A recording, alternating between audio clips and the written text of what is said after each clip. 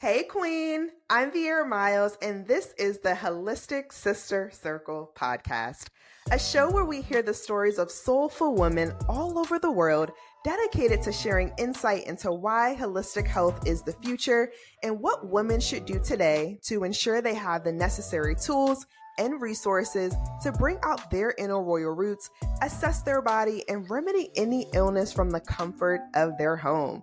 Y'all, we are setting the royal record straight, okay?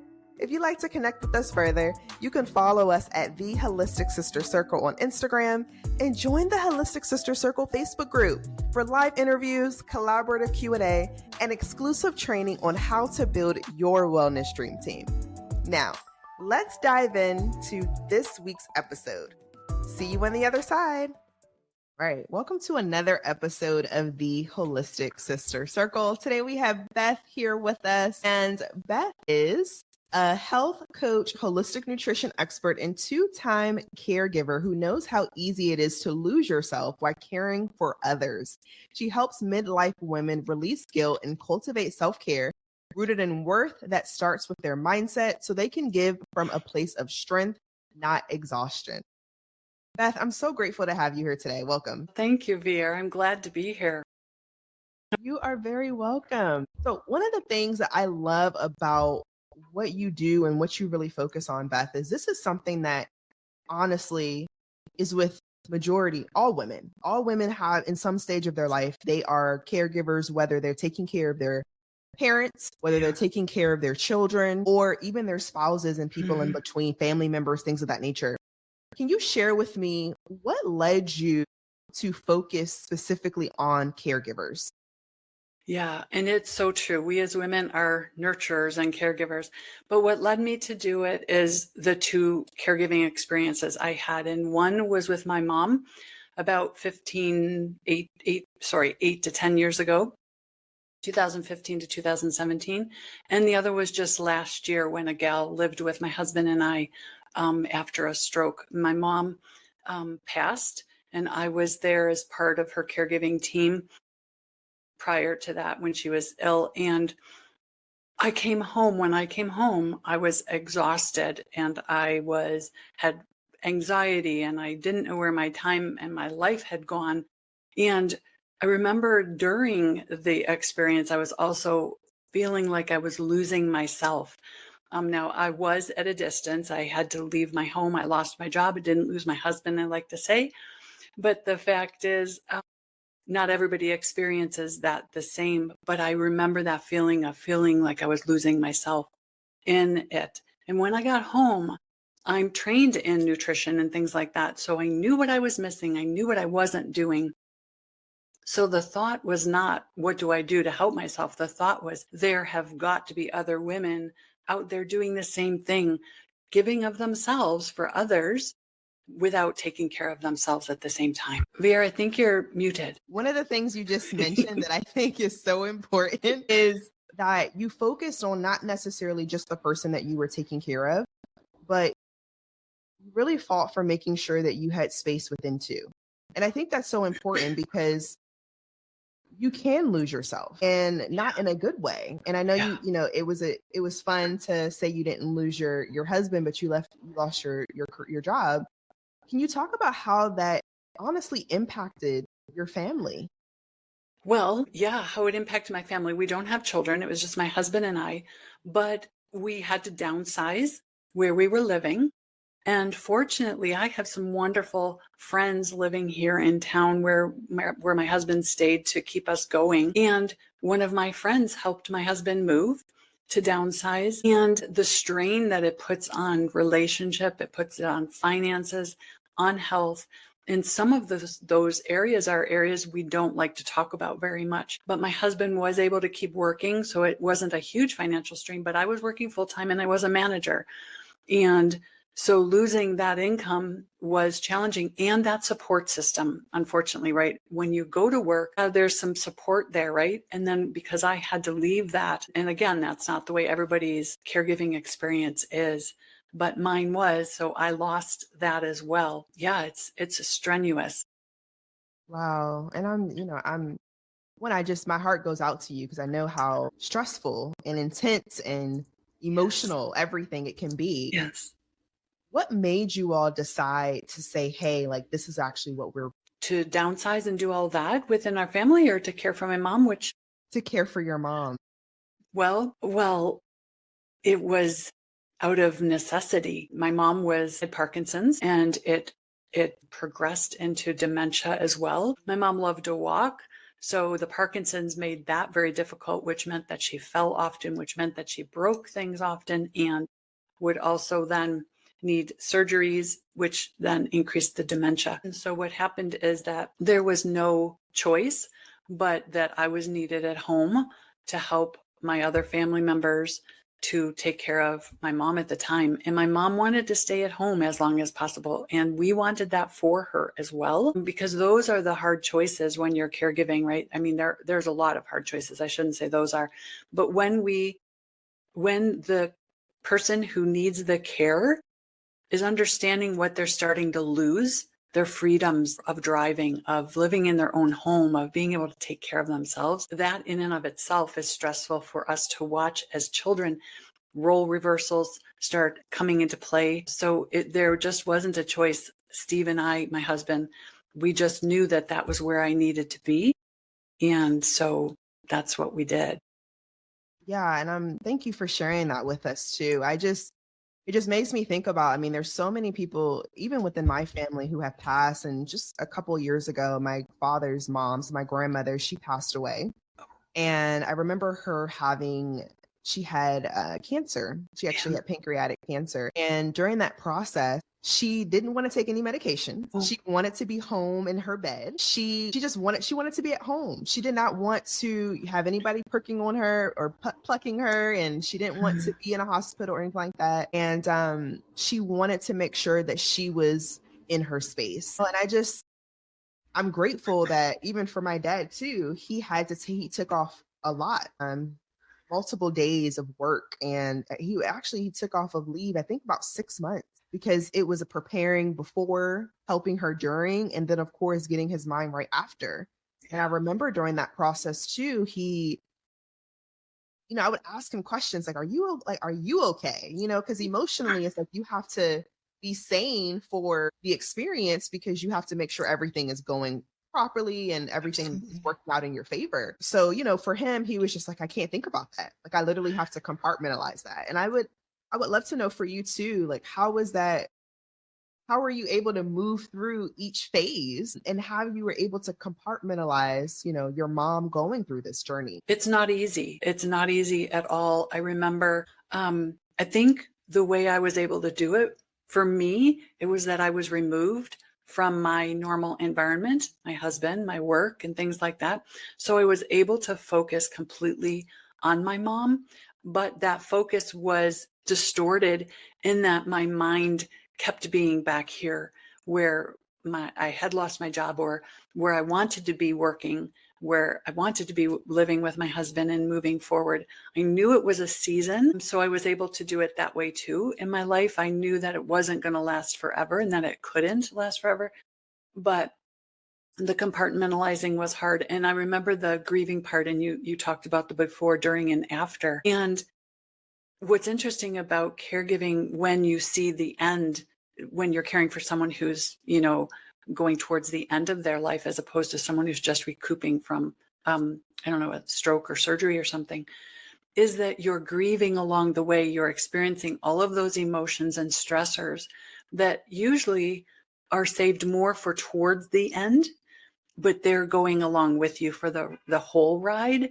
And so it's trying not to think about those, but honoring them as you see your mom deteriorate, and yet remembering and embracing the wonderful opportunity and time that you have to spend with your loved one. That's definitely a great way to put it, because I mean, obviously, I can't even imagine. And I know we all have our seasons, and we all will be experiencing this in some way, form, or Absolutely. fashion. What would you say to someone who, I would like us to talk about this from two different perspectives. The first way is, what would you say to someone who is caregiving for someone because they may have a mental illness, or because maybe they've had a stroke, or maybe they've had surgery, something like that, where they truly want to be there for that person, but they may not necessarily have a community for themselves that they can be a part of. Okay, well, that's kind of what our situation was like last year. Our friend had a stroke and she needed a place to come after the hospital care was over. She still needed therapies, and we provided some of that, not specialized therapies, but just the communication with her, and then meals and laundry, all of her everyday needs we were able to provide for her. And we didn't seek out a community. But I'd say that you've got to somehow figure out how to care for yourself, figure out where your ability to take care of yourself starts, and where you can let go of something for them, or find the time. Like I took the gal to doctor's appointments. So whenever I was in the waiting room at the doctor's appointments, I did some work. So you need to find those little pieces of opportunity and time to take care of yourself, whatever that looks like. I don't know if that's exactly what you meant, but Yeah, it is. What are some different things that you would share with someone of ways that they could take care of themselves? Because most of the time they're not really thinking about themselves enough to really focus on what they should be doing outside. absolutely. Absolutely. And that's one of the things that really changed for me, because I am a nutrition expert. So I came home thinking I'm just going to get everybody eating smoothies and salads and things. And caregivers aren't in, in that mindset. I had to really realize that I had to meet them where they're at, which is helping them get their mind around taking some time for themselves. So a little self-care, I mean, we think of self-care as a spa day or a manicure, and that's not at all what we're talking about. We're talking about being able to get out of bed in the morning, to keep going. We're talking about taking a 5-minute walk instead of a nap. I talk a lot about energy busters versus energy boosters.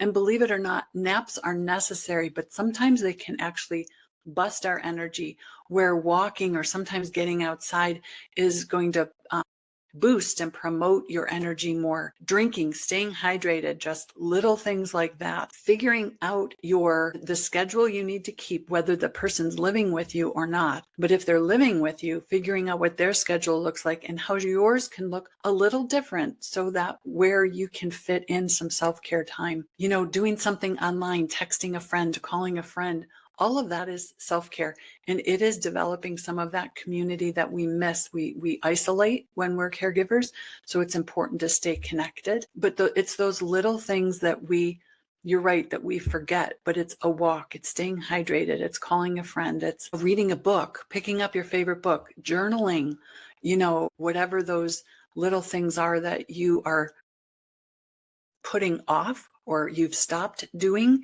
in order to care for yourself, your loved one. Pick a couple of those up in small ways. Right. No, that this is super helpful. And now I do want to transition to the opposite side, right? So if someone's on the end of their life, what does it look like? And you can share your experience too with this, but in that preparation phase, are there anything that you would recommend that people who may be taking care of their parents, for example, should just make note of prior to going through it? Because I know for me, and I remember my dad, one of the biggest things my grandmother talked about was making sure that everyone had their life insurance policies. Like she had insurance policies on her kids and her grandchildren. She really wanted to make sure that my dad was essentially the custodial over everything, the house in his name, like all these little things that, because she knew that she was getting ready to go and she wanted to make sure that everyone was prepared for this change as well. Right. Right. And that's not my specialty, but certainly I do know that all of those legal things and banking, making sure there's a power of attorney, making sure that all of those things that you need to have so that person has the care, and that you can make those decisions for them and along with them, is very important. But one thing I would say, and I've got to say this because it really hit home for me, is that we need to allow our loved ones to be where they are. Dementia, Parkinson's, even Alzheimer's, all of those mental struggles and issues that are out there. when we fight that sometimes, I mean, it can be very angering. We go through the emotions as a caregiver, as a child, whether you're that caregiver or not. We go through all of the grieving emotions, and anger is one of them, and denial and all of those. But anger is very prevalent when you're working with a person with dementia and Alzheimer's, because the fact is they're on such a different wavelength. And sometimes you know where that is, and sometimes you can get it, and sometimes you don't. So the thing that I learned the most from that, my mom had the dementia, not the Alzheimer's, but is to meet her where she is. Let her be where she is. Let her talk about her childhood, her mom that's no longer alive. Meet her there instead of saying, no, mom, that's not true, or whatever. So as you go through it, I think that's another thing, is you've got to give yourself grace as you move through the process to make mistakes. Nobody's perfect at it, and nobody will be perfect at it. Give grace to yourself for how you handle things, because you will get angry. You will get upset and not know how to handle something. And allow yourself to give grace to that person that you're caring for. You might just have to say one time, you know what? I don't know what you're talking about, Mom. It's so fun that you're reliving some memories, but maybe let's talk about something else. Sometimes you can change the subject, but it's that graciousness and that compassion that is helpful as you go through the process. And what would you say are some things that just practical wisdom that you could share with the audience, all the ladies listening, if they were going through this, maybe they are right now, or again, we all know that we will have a time where we would need to go through it. Yeah. What would be some practical advice that you can give us just to make sure that we are really focusing on one foot in front of the other and taking our time with it? I would say that just make sure you give yourself the grace, give yourself the time to enjoy each step of the way. That's another thing, as a mom, that kids grow up fast. Well, whatever your loved one is going through, they're going through it fast. And there's not going to be another day like today. So practical advice would be, enjoy the moment, embrace the moment, do what you can, make memories in the moment, and then even sometimes plan a little. If you're a planner, I'm a planner. See, today was good. Tomorrow might be the same, or tomorrow we have off. Maybe we could take a ride, or something like that, and make the most of those times. Because if you're caring for someone who's declining in their health, there will be a time where you won't be able to take a ride with them. So do what you can at the time with them. My mom loved, when she was in a facility, they had a big bird cage, and she loved going down. We wheeled her down to see the birds. So we did that as often as we could, as long as she could do it, because she enjoyed that. And it was something we could do, got her out of the room. So it's finding those little things, and I guess making the most of them and making memories from them. We always have our memories. We don't always have our loved one with us, but we always have the memories, and we always have the joy from those memories. Oh, that's beautiful. I love that. That was beautifully said. Thank you. And you're welcome. For those who just may want to connect with you further, what does that process look like? And how do you typically?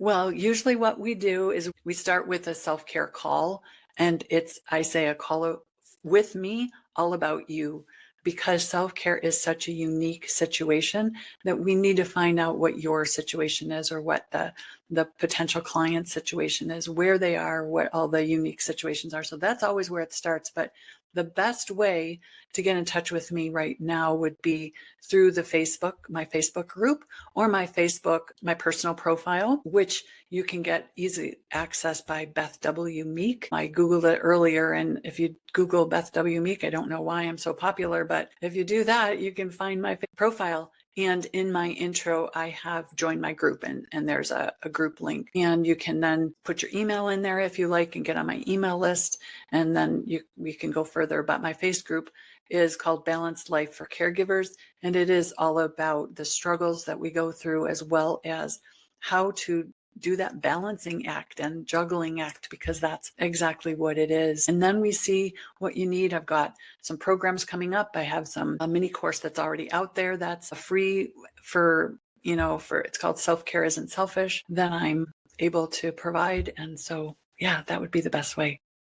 I love that. Thank you so much for sharing. And I know you did talk briefly about your process of them being able to hop on a call with you and you all talk a little bit more about what they're looking for, their next steps and things like that. Yeah. When do they typically connect with you? Is it normally, and just for my knowledge as well, Yeah. is it normally like they are in the situation now and they're looking for someone to walk them through the process of, Yeah. or how does that work? Well, I think what is typical of us as caregivers, we wait too long. Okay. And so typically what is happening is people are coming exhausted, looking for relief, looking for more time, looking for permission. They're already burned out. They're already in the situation. Ideally, what I would love women to do, I just got a gal to join my Facebook, not to join, but she asked to join my Facebook group recently. And so I was asking her about her mom, and her mom's not even ill, but she sees that coming. She wants to be prepared. Ideally, I would love to get in front of more of those types of women. Midlife is generally when we see these things starting to happen. Doesn't mean it's the only time, but when we see our parents starting to slip, or they can't live by themselves anymore, or they need to go into an apartment type of place where there's meals provided or whatever, there's more helps. Those are the times that I think would be best to reach out to me, because then there is a bit more preparation and an understanding of how to set aside that time for you to make sure that you prioritize your self-care, even as you walk into the journey.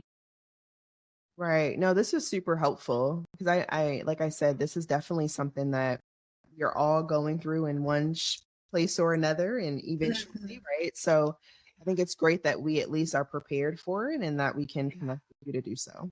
Yeah, that would be awesome. Yeah. We just get together and chat, or in my Facebook group, and we talk about what stage you're at and what's useful at that time, or what your struggle is at that time unique. That's why it's all unique. No, that's great. Well, Beth, thank you so much for your time. This has been amazing. And we're so grateful that you were able to bless us with your presence. Thanks, Vera. I was glad to be here. And thank you, everybody, for listening. Queen, thank you so much for tuning in. It truly warms our heart that you're taking the time out of your day to connect with us. If you'd like to connect with our guests further, you can find their information located in the description section of this episode. And if you found this episode helpful, share with another queen. And don't forget to connect with the Holistic Sister Circle on Instagram and Facebook. And until next week, stay blessed. Mwah.